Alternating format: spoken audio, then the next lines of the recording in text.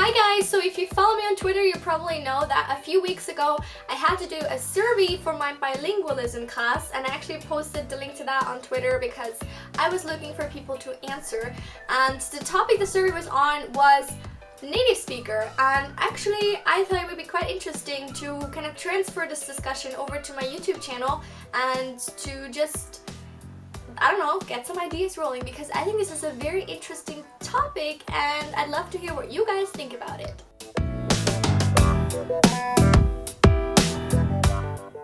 So basically the one big question I was trying to answer and still kind of haven't managed to answer is, what is actually a native speaker? What does that even mean? There is a lot of ways to look at it. I think there's a lot of things to consider. I guess if you just try to answer from the top of your head, a lot of people would say, okay, a native speaker is somebody who was born and then their parents just spoke that one language to them and they continued speaking it. They went to school, they spoke that language in school, they continued existing with that language, and that's all that they ever spoke, and they're a native speaker. Okay, sure, definitely. But what most people, including myself, don't really think about at first is that there's a lot of other factors that could come into this, and that this is just like one way to live your life, or like one way to be confronted with languages, and that there might be other things involved. For example, one exception to this would be maybe somebody who grew up with parents that speak two different languages to them. They would probably, in their environment at school or whatever, wherever they go, they only speak probably the one of the country that they live in, but maybe they have a parent that comes from a different place and spoke a different language to them. So are they the native speakers because they heard the language? Maybe they're also fluent in it. Maybe they're just as good in that language as they are in the other parent's language.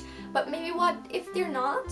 What if they're not as good? What if they only know how to say a few basic phrases? What if they maybe understand it but can't speak it? What if they can, hold a conversation but couldn't research academic texts or whatever in that language? Are they still a native speaker? How would we define that? What do we require from a person to be a native speaker? Those are all questions that I'd be really interested to hear you guys' answers and opinions on. Another point that I think is very interesting to think about is, can somebody become a native speaker after they've already acquired one language as a child? So when they're older and don't hear that language from the second that they're born, can they still become a native speaker? I think there's again two different parts of this question. One is, can you achieve the skills of a native speaker in a language that is not your first language? Do you agree with that? Do you disagree with that? And the other point is, would that then be called a native speaker? If you have the same skills as a native speaker, shouldn't you be called a native speaker? Do you think there's a difference between being a native speaker by growing up and speaking that language because it's your first language, or by learning it later in life but still being able to use it in the exact same way that the other form of a native speaker is using it? Is there a difference? Does it matter? Is it just semantics? Would you call one a native speaker and the other a native user or a native-like speaker? How would you define it? I think that that's a very difficult question to answer, and a very, very interesting one as well. For me personally, this distinction between native speaker and native-like is definitely one I would make. Yes, technically it's just a matter of semantics, because in this case I'm assuming that both the native speaker and the native-like speaker are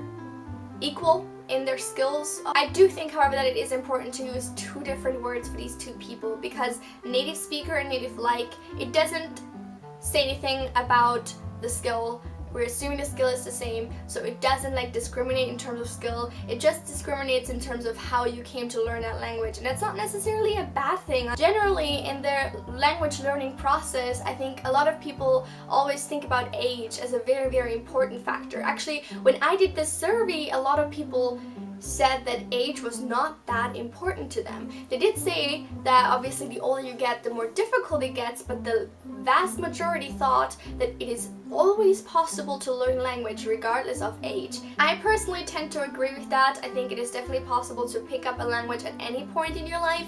It definitely depends on a lot of things. It definitely depends on how much work you put in, how exposed you are to the language, maybe even how talented you are at learning languages in general. But I think that if you want to, you can learn anything at any time. Personally, I do tend to think that there is probably a glass ceiling, so you know, even if you're able to learn a language at 70, you might not be able to surpass a certain point, or especially in terms of pronunciation, which is really, really hard to pick up even when you're younger. I think it's even more difficult when you're older. Especially in Austrian and German speaking countries, you can tell like the older generation is just has such horrible pronunciation when they speak English.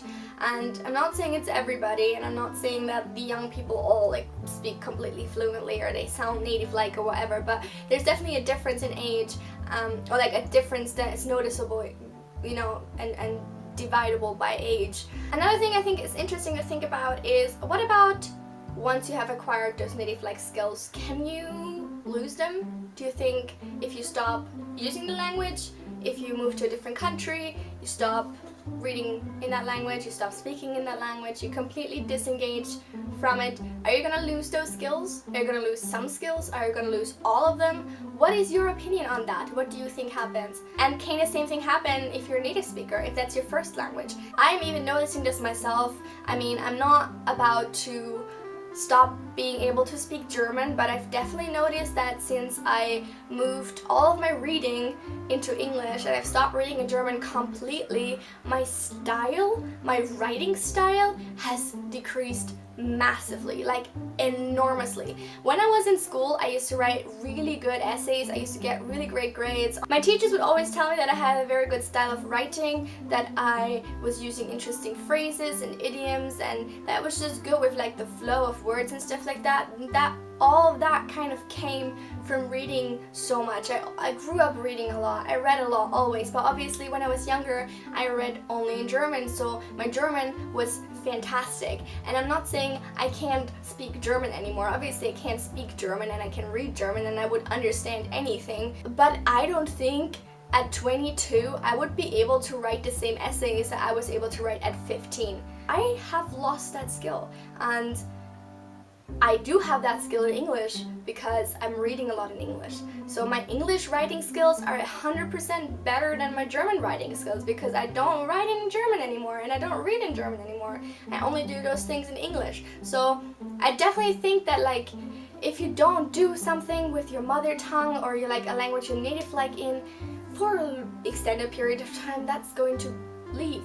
That skill is going to go away. But I do also believe that you're going to be able to regain it if you want to. I think most people don't really go beyond the assumption that a native speaker is just somebody who's grown up speaking that language, and I think it's important to kind of question those fixed ideas because maybe there's more to look at, maybe there's a bigger picture behind it, and maybe there's a lot more aspects that you haven't even thought about. So I hope that this video was able to give you a little bit of a incentive to start thinking about this more. And this is one of the comment sections I'm most looking forward to because I think that all of you are going to have unique ideas and unique input that we can share with each other, so I'm super looking forward to that.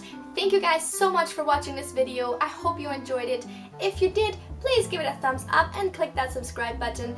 I'm going to see you soon. Have a lovely week. Bye! Hi guys, so as you probably know, I've been living in Japan for over 8 months now, and today I wanted to talk a little bit about what living here as a foreigner is actually like.